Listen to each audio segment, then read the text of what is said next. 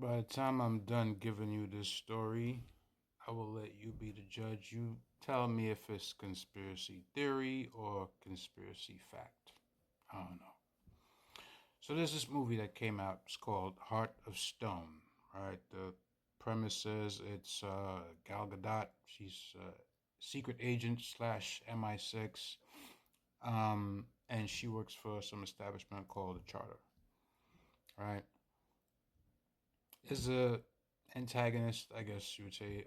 This guy Parker, he works for some sort of rebellion, chartery corporation. You don't really know. They don't give you too much info about who he's in it for, or if he's just for in it for himself. Right at the beginning, what happens is this guy, right, Parker, and the character of Gal Gadot, they end up coming to a head pretty, probably midway in the movie. And it's a team of four. The guy Parker was actually on their team. He executes the two other members and then threatens Gal Gadot.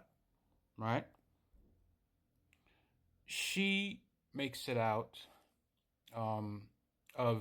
He put a tracker on her, whatever. She makes it out. She makes it to whatever base they have.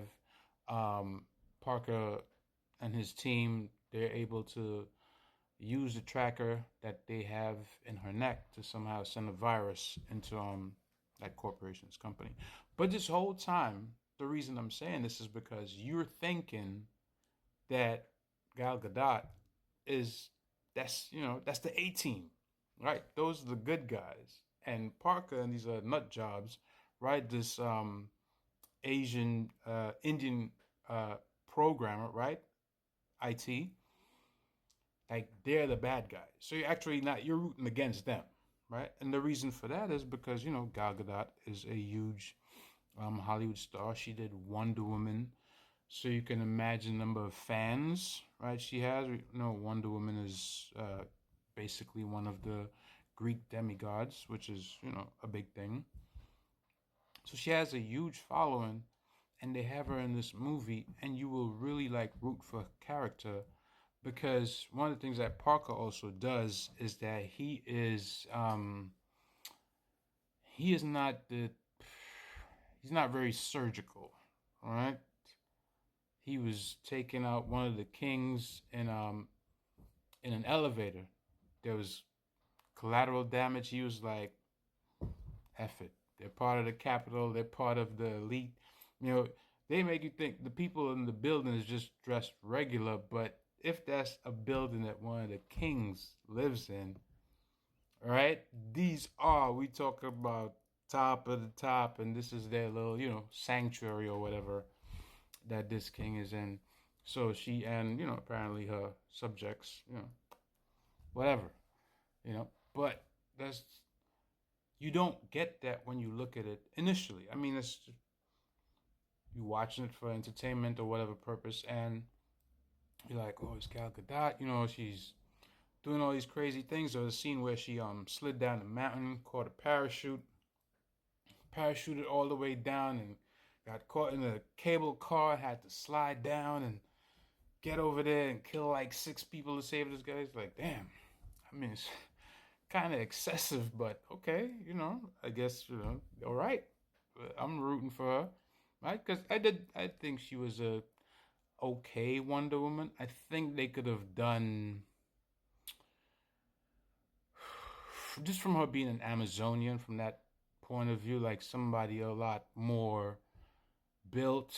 I don't know if that person would have been, if they could find a person for them to be a good enough, actor to, or actress, whatever, to, garner the kind of support from young kids. Personally, I mean, can't look like one of those gym broads. This gym actually looks like a gym bro. Like somehow they're just too brolic.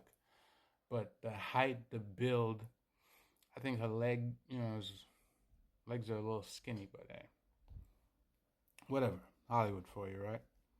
But yeah, and it takes me back to Kendrick Lamar and the name of the company. And when I first heard about it, I was like, that's a bit weird that he used that. But then again, thinking about it this way, how just one movie will have you rooting for the bad guys and not even realizing it. Programming. That's that's what it comes down to. Programming. Right? You program the masses to think a certain way, see things a certain way, and not be none the wiser at all. Why put it in a movie? Well, if you really think about it, Hollywood they are representative of those very same things. They might not always do it intentionally, but if you know anything about movies, everything is there for a reason, even the subliminal messages. So, what do you think?